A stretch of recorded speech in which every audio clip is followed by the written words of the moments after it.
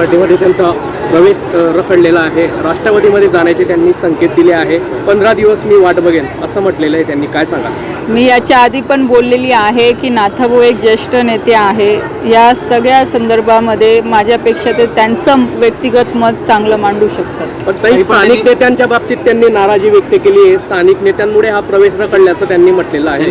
या संदर्भात तुम्ही स्थानिक नेत्यांसंदर्भात किंवा वरिष्ठांबाबत काही निर्णय करणार का त्यांच्या प्रवेशाबाबत?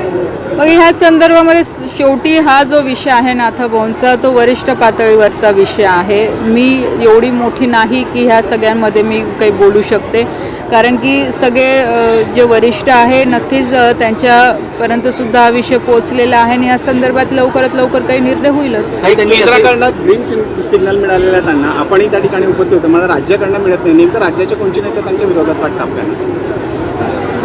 मला नाही माहिती या संदर्भात, कारण की मी एवढंच सांगू शकते की लोकसभेच्या इलेक्शनच्या वेळेस नक्कीच नाथाभाऊंनी पुढाकार घेऊन मला मदत केलेली, याची कुठे शंका नाही.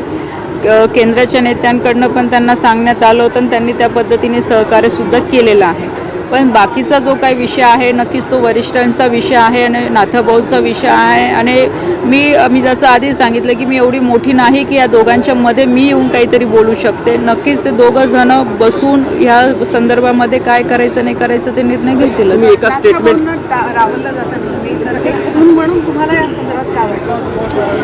मी परत तेच आपल्याला सांगेल की नाथाभाऊंनी नक्कीच राजकारणामध्ये मला आणलेलं आहे. त्यांचं नेहमी आशीर्वाद राहिलेले, सहकार्य राहिलेले आहे.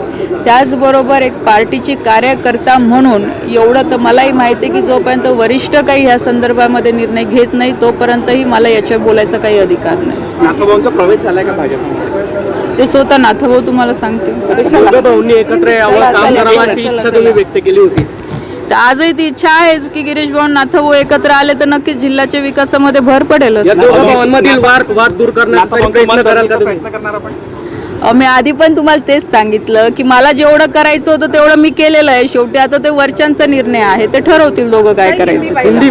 गांधी तीर्थ, निसर्गाच्या सानिध्यात महात्मा गांधींच्या जीवनावरील जगातील पहिले मल्टीमीडिया म्युझियम. आजच भेट द्या. गांधी तीर्थ, जैन हिल्स, जळगाव. अधिक माहितीसाठी www.gandhifoundation.net वर विजिट करा.